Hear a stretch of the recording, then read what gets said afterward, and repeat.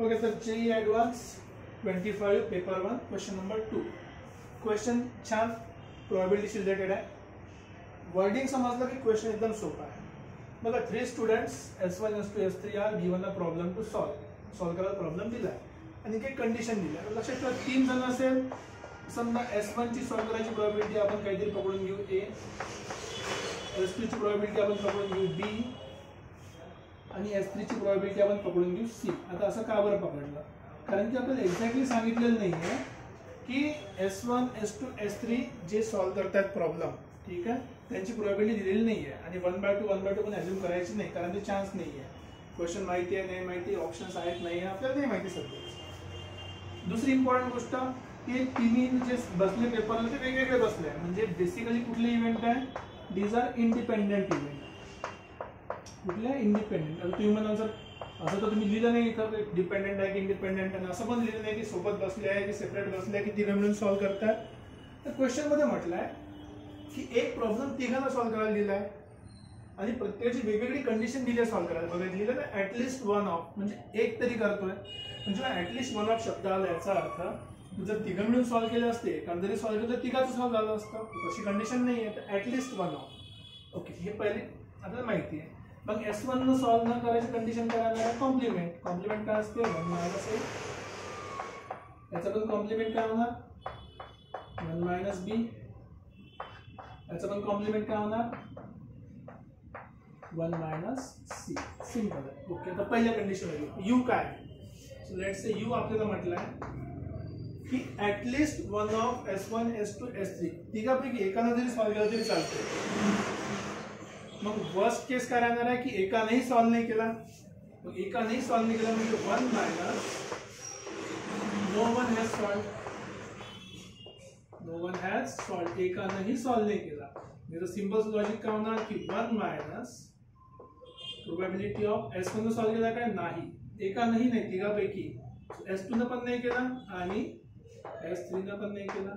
Complement, probability, independent, तिन्ही गोष्टी तुम्ही एकसाथ अप्लाय केलं तर बेसिकली 1 - A, 1 - B आणि 1 - C झालं. आणि U ची प्रोबॅबिलिटी किती दिली आपल्याला? 1/2. दिस इज इक्वल्स टू 1/2. याला इकडे घेऊन या, याला तिकडे पाठवा. तुम्हाला एक व्हॅल्यू मिळाली की 1 - A, 1 - B, 1 - C. हा इकडे जर आला तर 1 मधून हाफ गेला, हाफ राहिला. पहिली कंडिशन संपली. पहिल्या इन्फॉर्मेशन वरून पहिली व्हॅल्यू भेटली. 3 व्हेरिएबल आहे A B C. इक्वेशन पण आपल्याला 1 2 3 दिलेले आहे.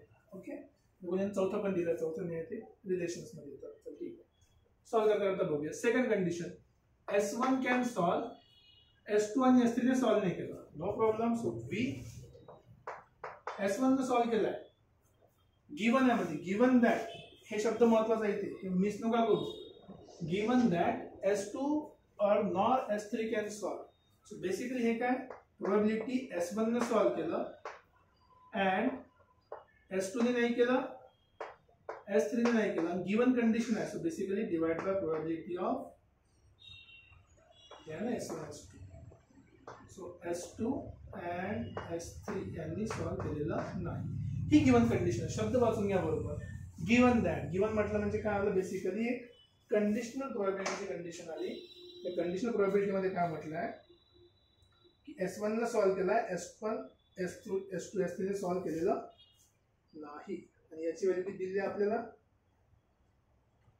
याची व्हॅल्यू दिली आहे 1/10. सो हे सिंपल आहे.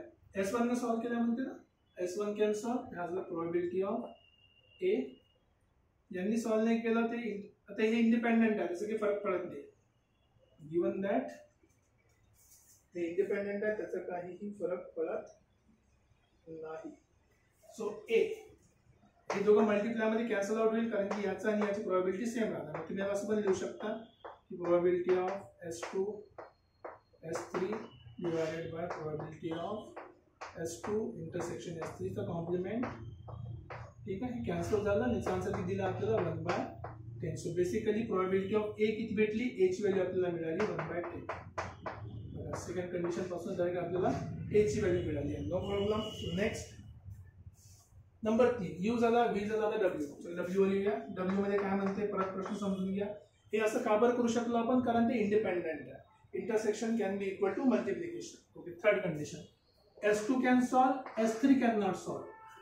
बघा S2 ने सॉल्व केलाय, S3 can not solve. S1 विषयी काहीही बोललेलं नाही. जर S1 विषयी बोललेलं तर घ्यायची गरज नाहीये.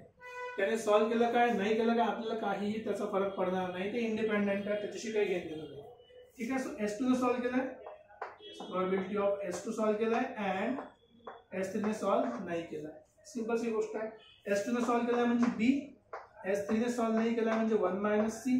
याचा आन्सर आपल्याला दिलेला आहे 1/12. I think 1/12. नाईस. ओके.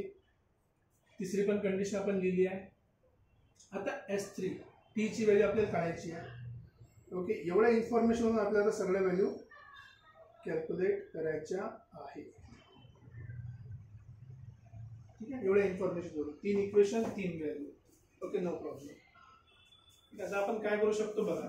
हे आपलं पहिलं इक्वेशन आहे, ही आपल्याकडे दुसरी व्हॅल्यू आहे, ही आपल्याकडे तिसरी व्हॅल्यू आहे. 3 व्हॅल्यू पासून आपण 3 गोष्टी काढू शकतो, इझी काढू शकतो. कसं मी काय करतो बघा, या नंबरला याने डिवाइड करतो. दिस डिवाइड बाय दिस जे असेल ते 1 डिवाइड बाय 2 करतो. हा झाला 1 - A, 1 - B, 1 - C equals to 1/2. Total divided by इथे किती आहे B 1 - C divided by 1/12. Simple. 1 - C 1 - C cancel, काही काम नाही. 1/A ची व्हॅल्यू माहिती आपल्याला किती आहे 1/10 आहे. So 1 - 1/10 1 - B divide by B. हा डिवाइडचा डिवाइड वरती मल्टिप्लायला गेला, हा 1/6 झाला. सो बेसिकली आन्सर आला 6.